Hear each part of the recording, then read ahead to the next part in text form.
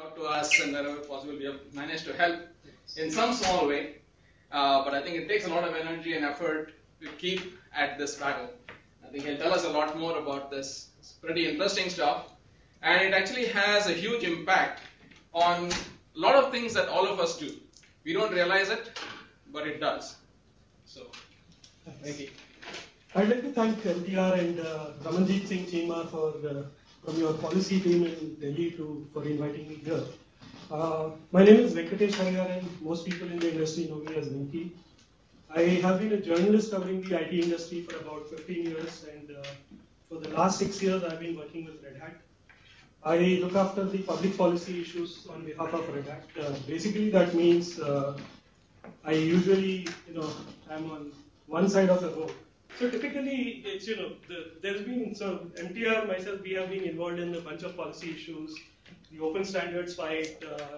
I have been on behalf of Red Hat involved in issues like software patents in India.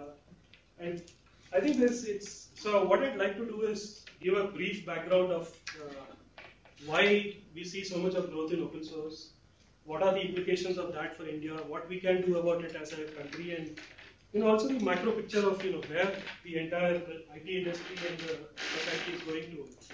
And I'd like to start with a story which is something which has been a fascinating story when I heard it the first time.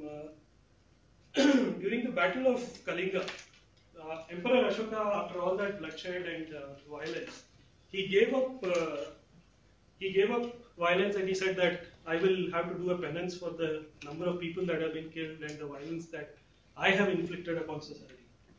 So what he did is he went all across India, different stupas and different, since he converted to Buddhism, he used to go to all the monasteries and the stupas, and at every monastery that he went, he would donate a lot of money. And he was extremely generous because obviously he was one of the richest, wealthiest person in the world. At one particular stupa, he left just one gold coin, and people asked him, why is it that you who have been so generous, why is it that you have not really shared much with this particular monastery? So he said the monk who was the head of this particular monastery was a very learned person, but he did not share his knowledge with others. So to me, there are certain interesting things about what the wisdom of Ashoka in our digital age, because if you look at what he did, he actually had to fight for land and finite property. But I think he also realized the value of infinite property, which is knowledge. And the difference between finite property is that the more you can't share it with others. It's sharing finite property like land, etc. is a very difficult thing. But sharing knowledge is something that is extremely easy. In fact, it's probably also, you could say that, a moral imperative when you look at society.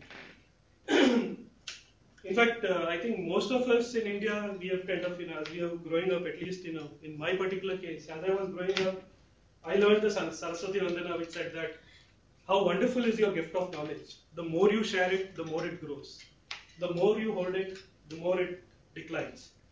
And if you look at the open source model, if you look at, and if you compare that with, say, the typical proprietary models of knowledge creation, there's huge differences that we see.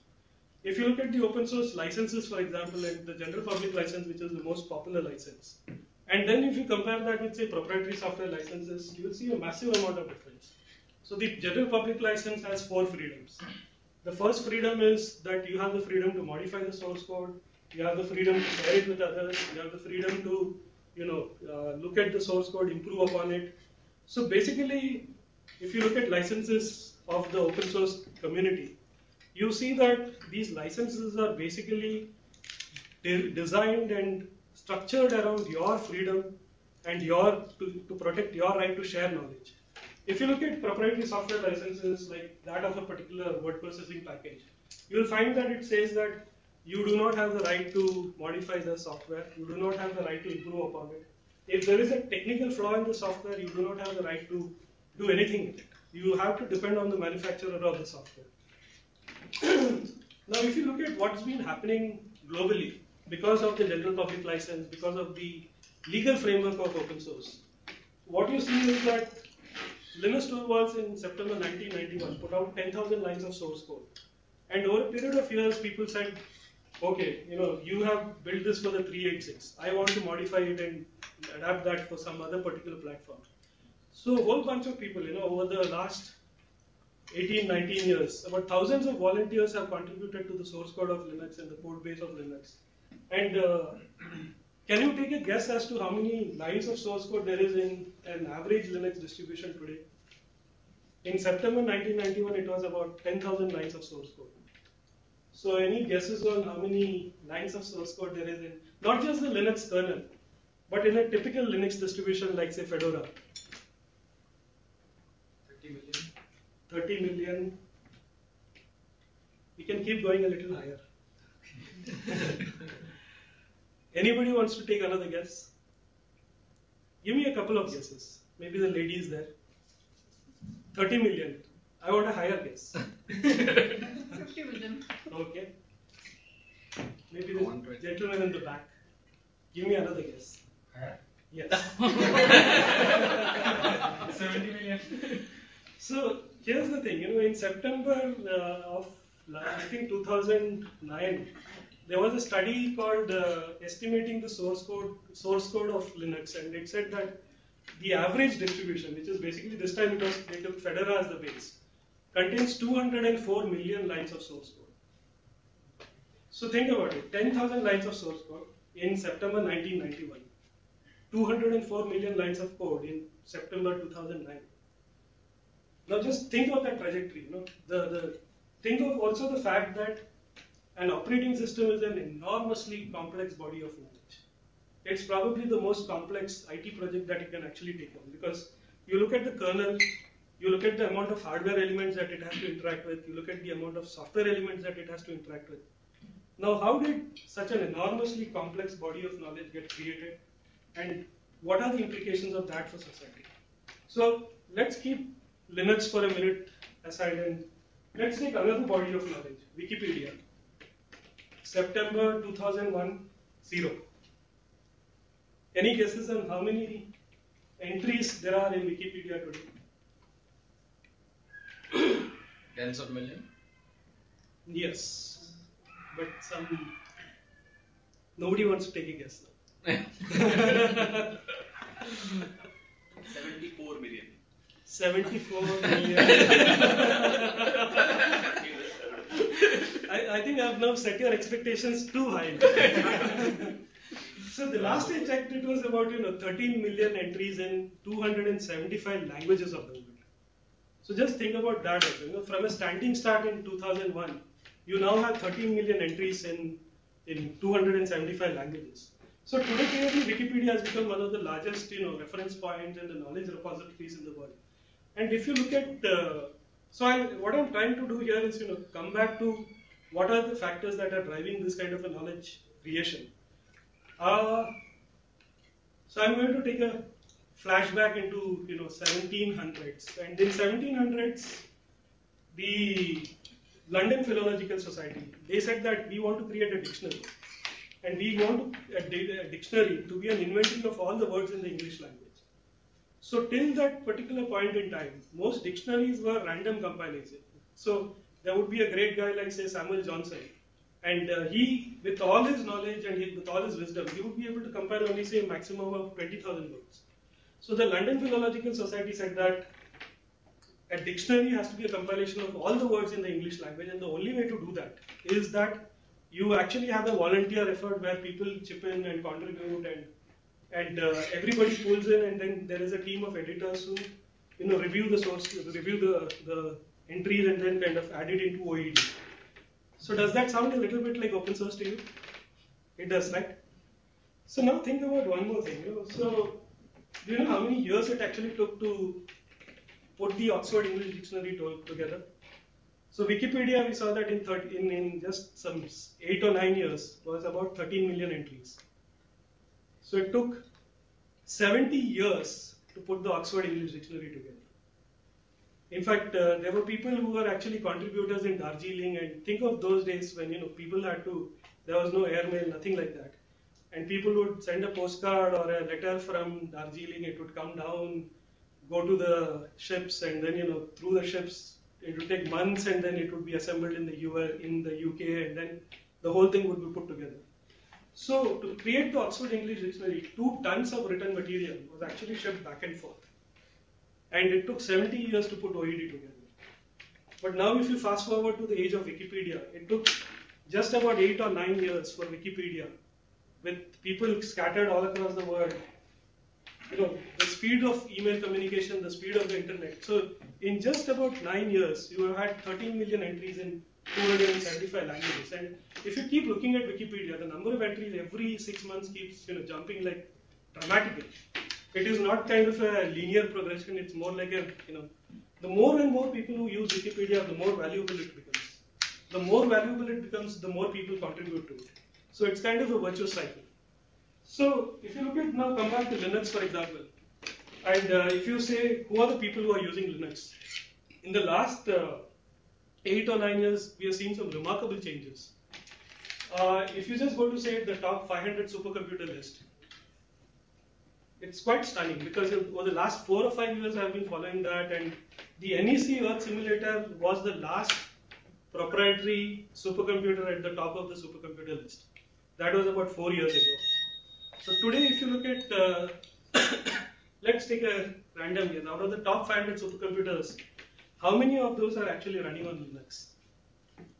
Any guesses? 150 or so. You were saying something? 340. 340, 446. How many are running Windows? 5.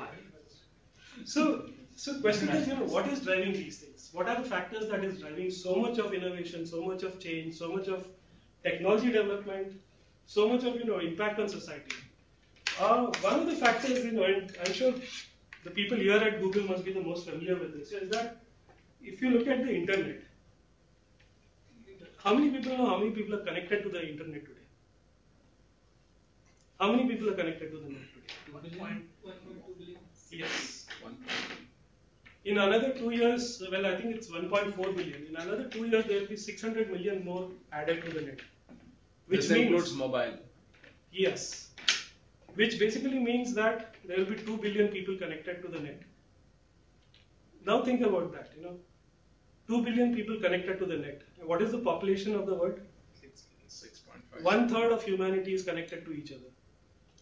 Never in the past have we had such a massive collaborative platform in the history of mankind. If you look at telephones, it's a one-to-one kind of thing. If I'm talking to MTR, I cannot talk to anybody else. But if you look at, say, a broadcast technology like television, it's a very command and control kind of a network. But you have never in history had such a large, massive peer-to-peer kind of a network. So today, if I kind of put an update on, say, Facebook, or if I add something to my blog, I, as an individual, am a broadcaster. So you've never had this kind of a power of technology anywhere. I am on Flickr, for example, one of my favorite applications. And you see, for example, in Flickr that you can create such narrow slices of communities. If you say that, you create a community only for yellow colored flowers, you see that 700 people are there on that community. That kind of a power was never possible before. You take red colored flower, there is another 700 people. Northeast India hiking, there's another 800 or 1000 people. So this kind of ability to create communities, this kind of ability to share knowledge, this kind of ability to kind of, add to a growing pool of knowledge has never been there before in the history of mankind. And this has, this is probably the most fundamental difference between the previous century and our century. The way we can take knowledge, share it, splice it, dice it, improve upon it. And it has got huge implications for India, and partly I think that is what is really the most fascinating thing for me to kind of be in Red Hat. My interest in open source basically started here in Bangalore because in 2000 I was teaching at the IIIT Bangalore, and we had started a non-profit called Int Linux. And the objective of Int Linux was that we take Linux and build user interfaces in Indian languages on top of that. If you look at India, for example, 400 million people speak Hindi. But how many, at that point in time, there were no software in Hindi available for the people. So today, with all the work that over the last 10 years people have done, we have actually localized Linux to about 17 or 18 Indian languages. We have also helped countries like Bhutan and Iran and others to localize to their native languages. Now, if you look at the code base of Linux, this 204 million lines of source code that has been created, the commercial value of that is estimated to be $10.8 billion. If say an Infy or a TCS or an IBM or somebody was contracted to write 204 million lines of source code, that is what the commercial cost of that would be. What we are doing is taking a platform which is worth that $10.8 billion and then building on top of that. So when we are creating Indian language user interfaces, we are building on top of a platform that is already tried and tested and proven, and we are adding value to that. So the localization that we do adds some value on top of that platform worth $10.8 billion. I don't know how much value we have added, but we can't quantify that. But when somebody adds a Marathi interface, a Telugu interface, a Kannada interface, it keeps adding to that pool of knowledge that has been created, and the value keeps kind of multiplying. And for us, when we were looking at localizing Linux, our intention was not so much to popularize Linux. Our intention was how do we take Indian language computing to the masses. And when we looked at the landscape, we looked at BSD and other platforms. And BSD was, while it was open source, it was not as collaborative. Linux seemed to be like an extremely collaborative kind of a platform. And we said, okay, let's take Linux as the base and build on top of that. And one great advantage, we obviously, if we had gone to the proprietary software vendors and told them, we want to localize your operating systems, first of all, they would not even have entertained us. And second thing is that even if we had localized a proprietary platform like Windows, how do we capture the value of that? We wanted the value to go to society. But if we had localized on top of a proprietary platform, the value would have gone to the vendor of that proprietary platform. Today what we do is we take the software that we have developed, we share it freely, we kind of distribute that freely. So we don't really have to worry about who's capturing the value. The value goes to society where we want it to belong. So I'm just going to take a small bit. So there's a general sort of feeling that BSD is much more permissive than Linux, right? Because Linux actually gives you a lot more constraints.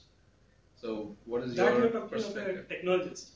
Yes. Okay. Now, or whatever, it's like if I have to give software away, I'd much rather versus GPL license. You're not on Linux. Yeah, license, yes. GPL. BSD versus BSD is more free, yes. When we looked at the GPL license, we found that to be more interesting or more appropriate for our objectives, because we wanted to ensure that anybody who kind of takes what we do. In fact, that is I think the beauty of the GPL license, that if anybody who builds on top of our work also does a share and share alike kind of a thing. So they also kind of freely share the knowledge that we have created. So we didn't want to use other licenses where it could be taken off into a private road and kind of. So that's where we wanted to kind of stick to GPL, and I think that was in retrospect the right choice. So basically, if you look at the internet, I think that is where you see so much of what we will see. One of the interesting things about this is that I have given you examples of IT, the software industry. I have given you an example of content.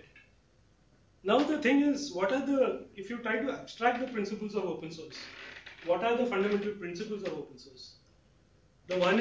First one is collaboration. Obviously, if you do not have thousands of people across the world collaborating with each other, you cannot have knowledge artifacts like Wikipedia or a Linux or a OpenOffice or these kind of open source tools. So collaboration is one of the first ones. The creation of communities is another one. People across the world finding each other and creating communities of common interest. And the third one, which is I think very different, very unusual if you compare it with the other licensing models or other models, is the shared ownership of knowledge. So with open source tools, neither you nor I control the knowledge. It's something that is everybody's property. It's something in the commons. And the model of open source, the model of collaborative innovation in open source, is going to create more of collaborative, more of knowledge that belongs in the commons. Let me give an example. So, the thing is, collaboration, community, the shared ownership of knowledge. if you look at these three principles, there is nothing that is specific only to the software industry or to the content industry. So one example is the open source drug discovery project of the government of India. So the Council for Scientific and Industrial Research, they said that the typical cost of creating a drug and bringing it to market is about $1 billion. Now, how do we bring medicines for, say, a problem like tuberculosis? If you aggregate the entire market for tuberculosis medicines, that entire market is just about $300 million all across India. So you need to find different methods of creating drugs. You need to do different kind of technologies. So what they did is they said, let us try the open source model, and they created the open source drug discovery project, which is kind of a $30 or $40 million project funded by CSIR, and which is under the Ministry of Science and Technology. And they got in a whole bunch of people from across the country and some people even from around the world, and said that let us annotate the tuberculosis bacteria and see how we can create drugs for tuberculosis. So that project has been running for about 1.5 years. And in the last 1.5 years, they have been successful in annotating the tuberculosis, the gene, the bacteria. So if they had tried to do a proprietary model for that, they might not have been very successful. Or it might have taken a long amount of time. But using the open source model, what they said is that we will put the knowledge that we have online, and people will start annotating it. In some ways, it's like the Google Map discussion that we had.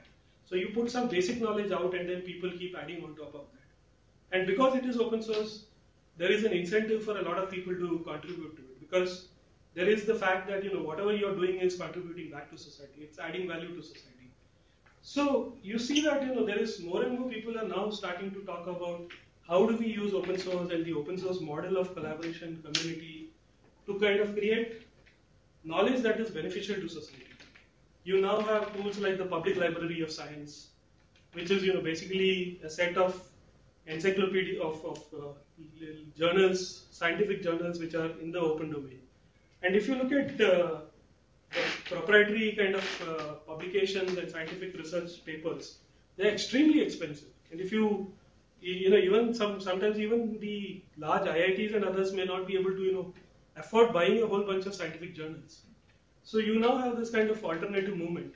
And you also have these existing trends of intellectual property and proprietary software, which kind of brings me to the kind of challenges that we are facing right now. So over the last few years, what has been happening is that governments around the world have been investing a lot of money in e-governance.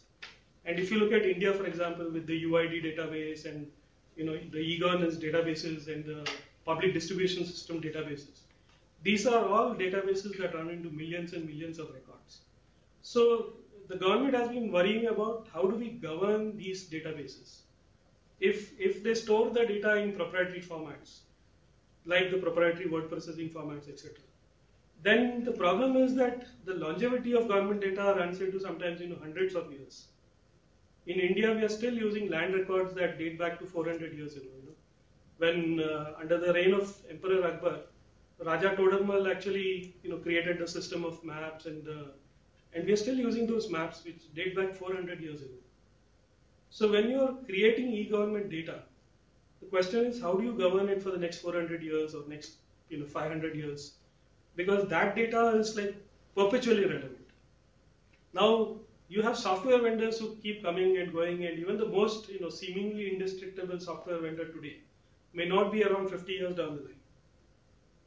So 50 years down the line, if we have stored the data in the formats owned by those proprietary vendors, how do you retrieve that data? Or if the proprietary vendor says, okay, I won't license the format to you, what do you do then? And the problem is that the more and more data that you keep accumulating, if it is logged in a proprietary format, then the bargaining power of that particular vendor keeps going up, because you're completely dependent on the format of that vendor. So over the last few years, there has been a global move towards open standards. Countries around the world like Brazil, South Africa have all started to mandate open standards. And they are saying that government formats, government data will be stored only in formats that are publicly known, that people are aware of. And that has been a huge battle in India. in some ways that you can actually argue that, how the data is stored is actually far more important than, the software that accesses it. Because, for example, what we say is that the government must mandate open standards. And it must prefer open source because there is social benefits to using open source. But, the applications will come and go. 10 years down the line, we'll be using a whole different set of applications. But that data should be forever. And one good example is, of course, obviously the internet. If you look at the internet, you can still today access the very first web page that was created by Tim Berners-Lee in CERN. But can you access word processing data that you created 10 years ago? You shifted from WordStar to WordPerfect to Word on DOS to Word on Windows.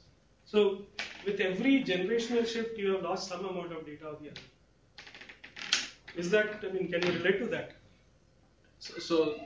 But actually, if you look at the sort of time scales that you talked about, right, 300, 500 years, Right. Nothing really has been preserved that long, other than just plain text. Well, land records. If you go to the analog era, you still use those maps. Those land records are still used as of date. So the land titling system and the maps, etc., are still being used. The cadastral maps, etc. So I think that is the problem with e-governance. That's the peculiar challenge of e-governance. Now, if it is data that belongs to you and me, it really may not be extremely valuable to somebody else. But e-government data, when the government creates data and manages it, in some ways it doesn't actually own the data. It's actually the custodian of your data. So your birth record, your death record, your those kind of data. 10 years down the line, 50 years down the line, it will still be relevant for statistical analysis. If you want to kind of graph population growth, etc., you need to have still those access to that kind of data. So the open standards battle has been basically that, and the unfortunate thing is that you look at formats like multimedia, you look at formats like word processing. These have all been dominated by proprietary standards. So think about one question. In the physical world, we do not pay for standards that we use. We do not pay for standards like weight and measures. So every time you go and buy some vegetables, there is no, nobody is actually charging you a royalty of say 5.5% or something on using the standards. But in the digital world, when you are using standards, somebody or the other is siphoning off some amount of money. At one point in time, the DVD standards, half the price that you used to pay for a DVD player was on royalties. So the Chinese used to make DVD players for about $100. Over a period of time, the cost came down to $20. And they were still paying $20 as royalties. So they would manufacture the hardware for about $19. Their profit would be $1. And $20 was going as royalties to organizations based in the West. So the Chinese government has basically said that, they have now come up with a policy which says that any standard that we decide deemed to be a national standard for China, all the patents on that will be compulsory licensed. So the Indian government has been working on a policy for the last 3 years, and NTR, myself, Ramanjit, we have all been fighting on that particular front and telling the government that if the government stores its data, it must store it in open formats. It must not store it in proprietary formats. And you had seen, huge amount of battles. Some of you, how many of you followed the OXML fight? We exchanged quite a lot of notes during that time. So every country was sort of different, right? The way the thing played out was different in every single country. So it was pretty interesting because during the OXML issue, Microsoft submitted a particular format to the International Standards Organization and said that we want this particular format to be considered as an open standard. There was already an existing standard for documents called ODF. And the challenge was that there were some elements which were open, there were some elements which we thought that were not open. So there were parts of that standard which said that this must function like Word 95 or something like that. And how do you if you want an open standard, you cannot have those kind of references embedded in that. You cannot have references to a proprietary product, because you should be able to take that document and with those specifications be completely able to implement that in your own piece of software. Now, if it refers to a proprietary product, then how do you kind of go back to that? It's not a self-referential kind of a document. So we fought that out. It took almost 18 months to fight it out in India, and in India we were able to kind of defeat that particular standard and say that there was a Bureau of Indian Standards Committee which said that out of 21 people, some 15 people voted against it and 5 voted in favor of it. And the rest of the world, it was pretty interesting. I think suddenly at the last minute you had countries like Kazakhstan and Pakistan become voting members of ISO and obviously voting in favor of it. So what happened in the background is like, you can pretty much imagine it. So standards are intensely political. And the reason is that anybody who controls the standard, just imagine that if the Queen of England controlled the English language and charged you money for every sentence that you spoke, you would start thinking twice before you started asking a question, right? So standards, think about it. If you have to pay for communication standards, if you have to pay for multimedia standards, it is literally a tax on human communication. And the amount of money that you have to pay. So today, for example, if the government of India says that we will put Linux on desktops all across in schools all across the country, they can do that for free.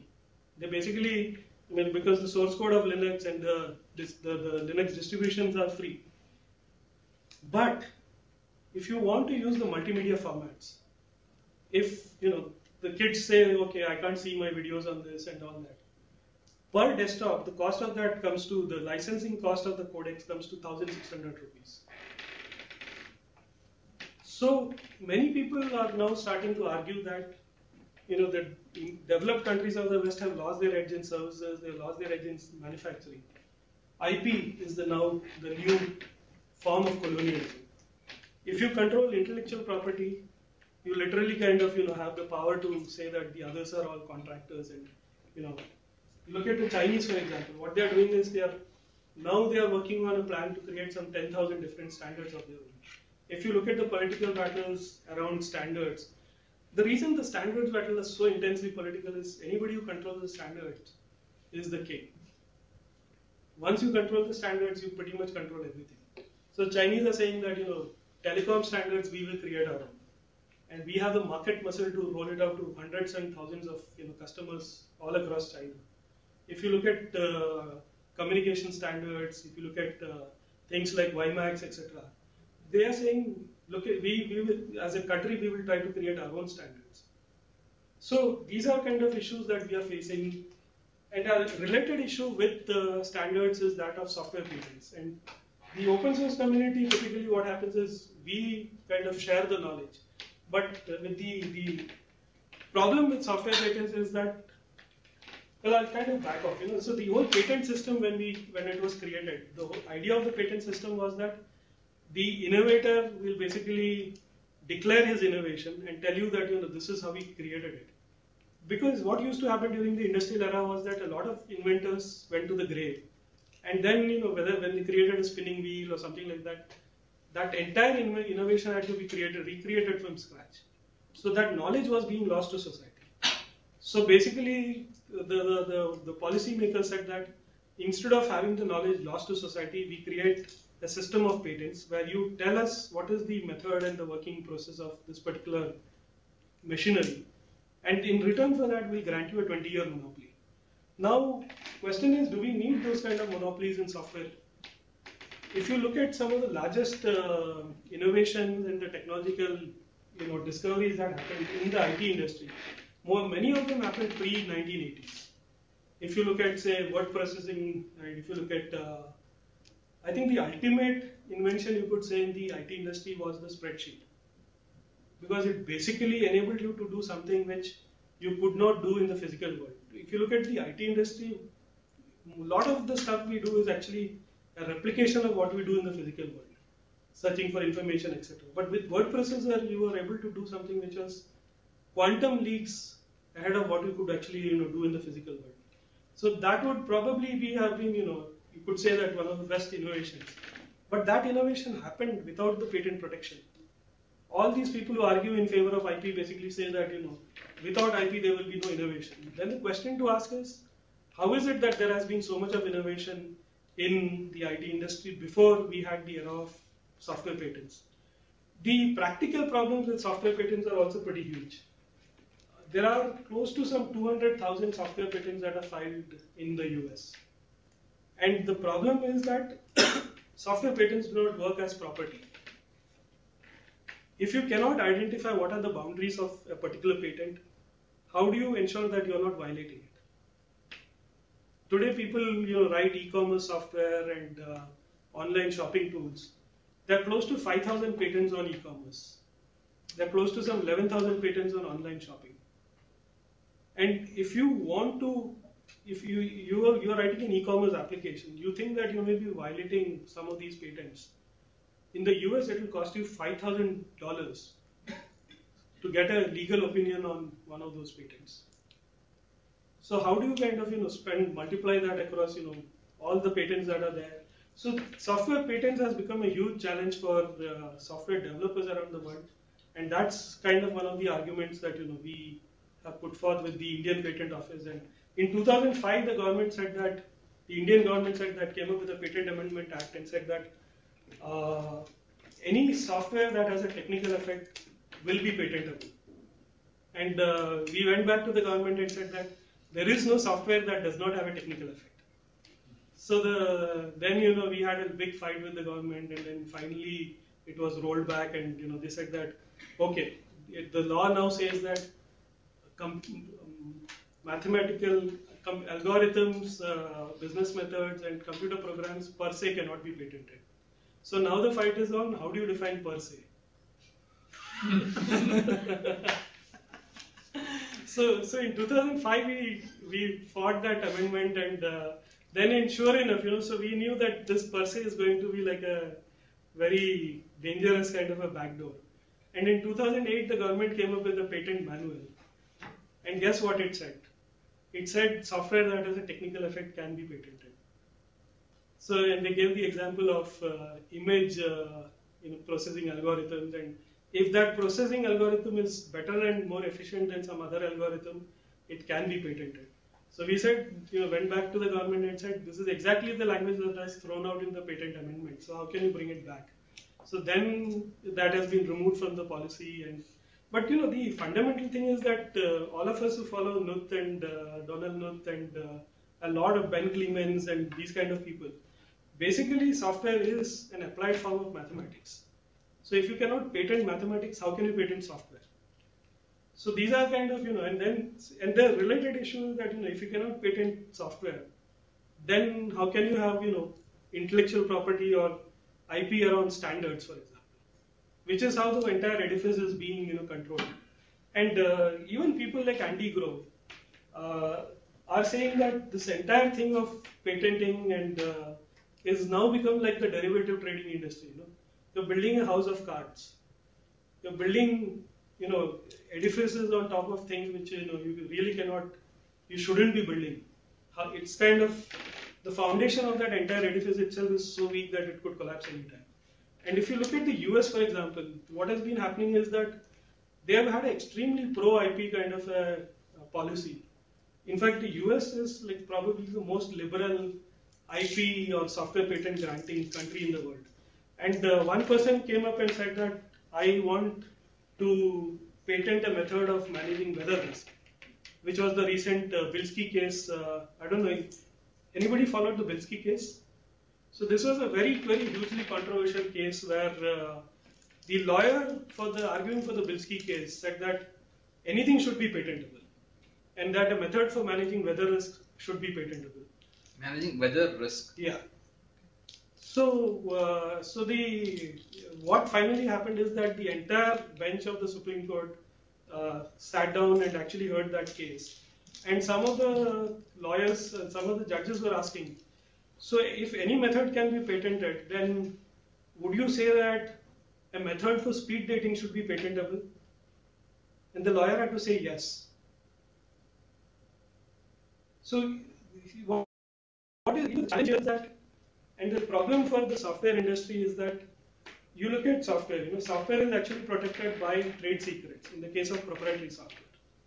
It is also protected by copyright. So now the question is, do you actually need a third layer of protection, which is software patents? And what value does it serve to society? Now in the olden days, the value of a patent was disclosure.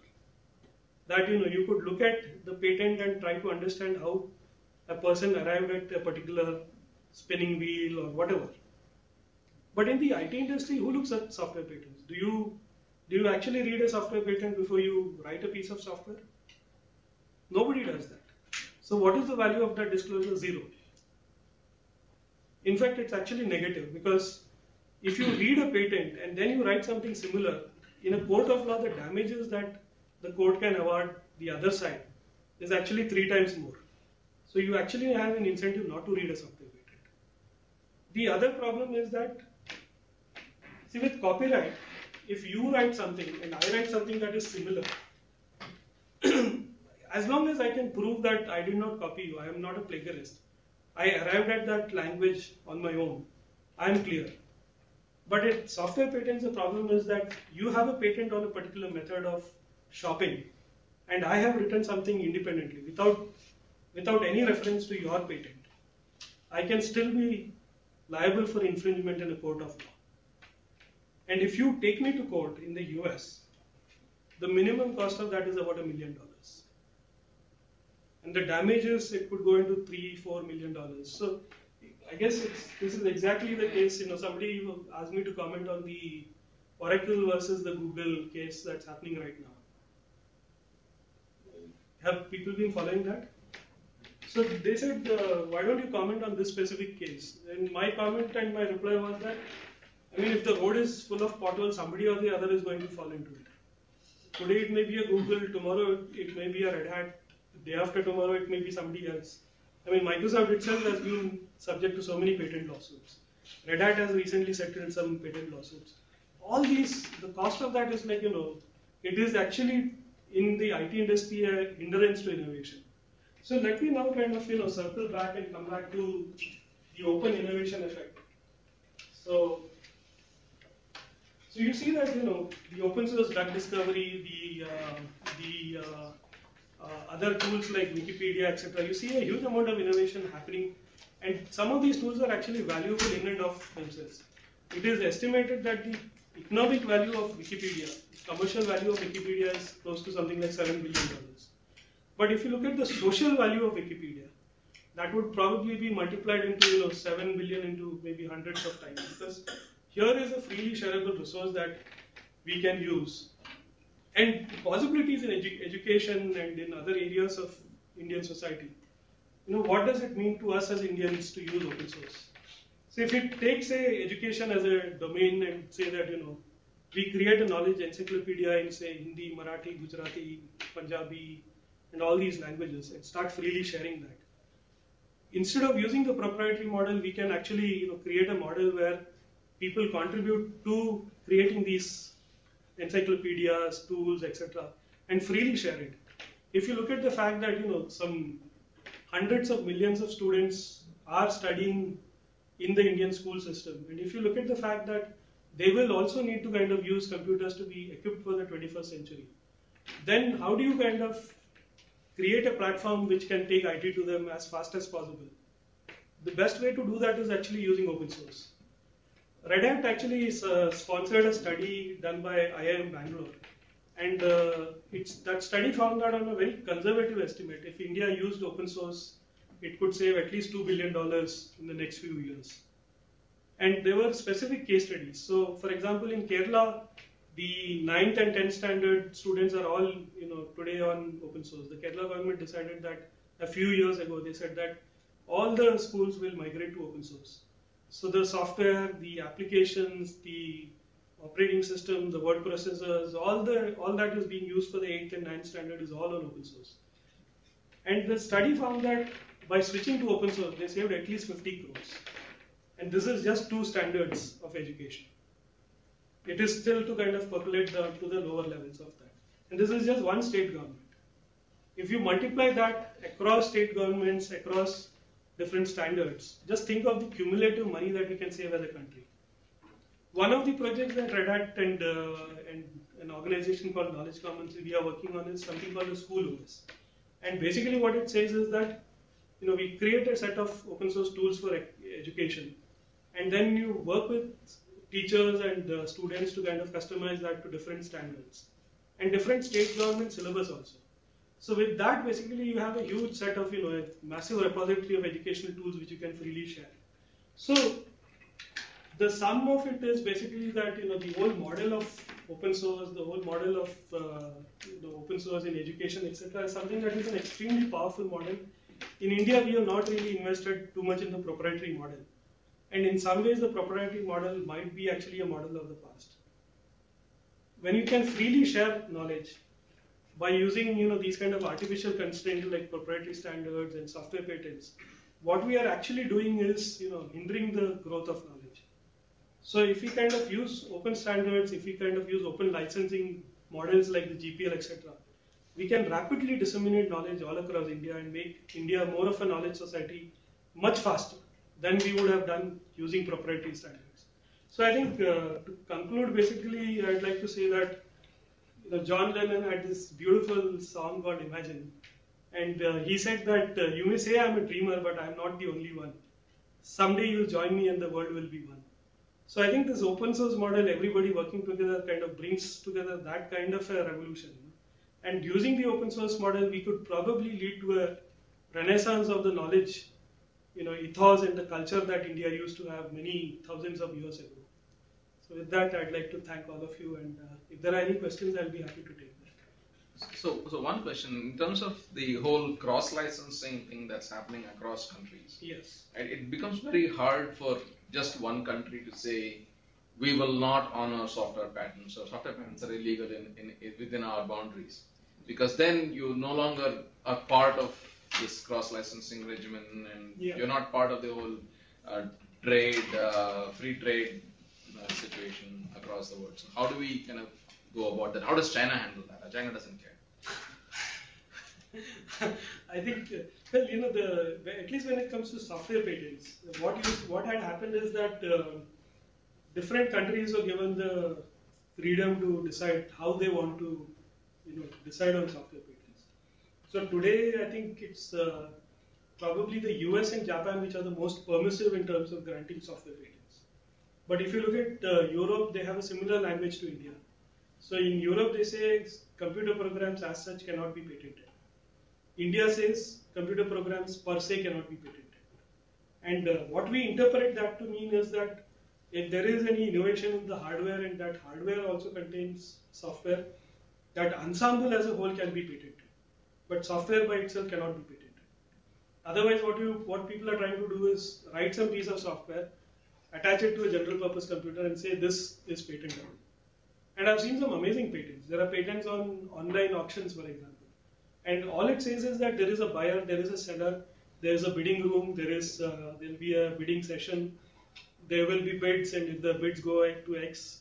I mean, these are exactly a replica of what happens in the physical world. So how can you patent that? But the patent office has granted a patent on online auctions.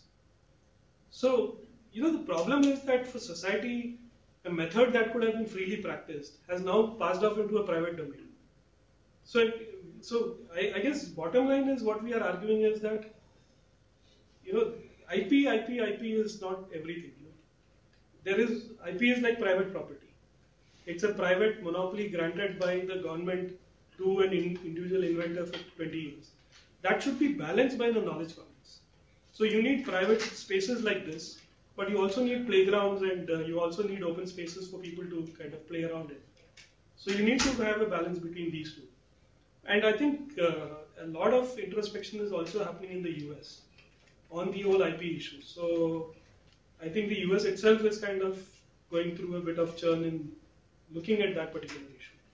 Some of the books that are coming along have some alarming titles. So there's a book called Patent Failure, and it says the subtitle is how bureaucrats, judges, and politicians have put innovation at risk. And it shows that in the whole patenting system, almost 1/3 of all the patent litigation is happening around software. So the royalties people are getting on software is like maybe 1/4 of the entire bunch of litigation. And this is not true for other industries like chemicals, etc. Where you have a chemical entity, you can clearly define that this is mine. But in software, you cannot define that this method is mine. So I think it's a country to country specific thing right now. Any other questions? I think Ramanjit has a question. Venki, what do you think of the idea of using patents to protect the knowledge commons? You may have seen that recently, even Moglin, who's the head of the Software Freedom Law Center, dangled the idea that perhaps that the issue of patent laws becomes so explosive and so IP maximalist that perhaps it's time to take a Creative Commons approach to it, and perhaps have an open innovation fund which files patents to protect software, and then uses that as an effective manner to protect the knowledge commons rather than let the momentum stay with all the people who are using patents to try and reduce it as such.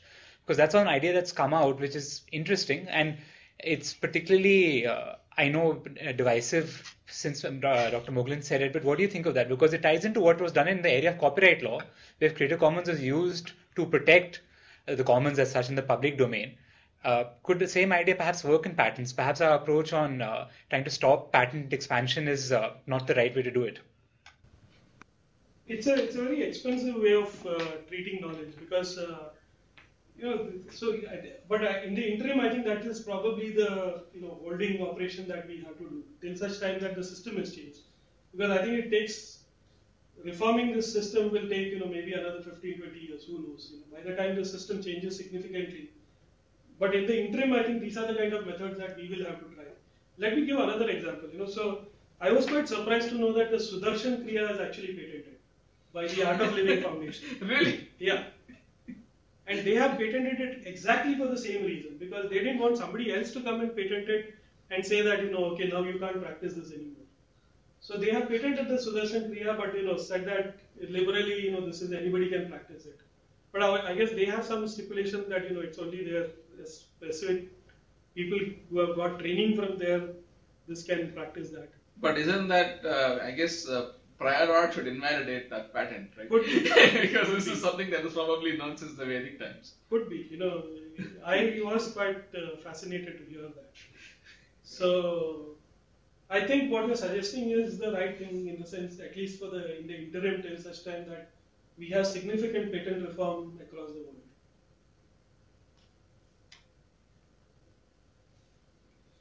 Any other questions? Thanks. Thank you. Thank you very much.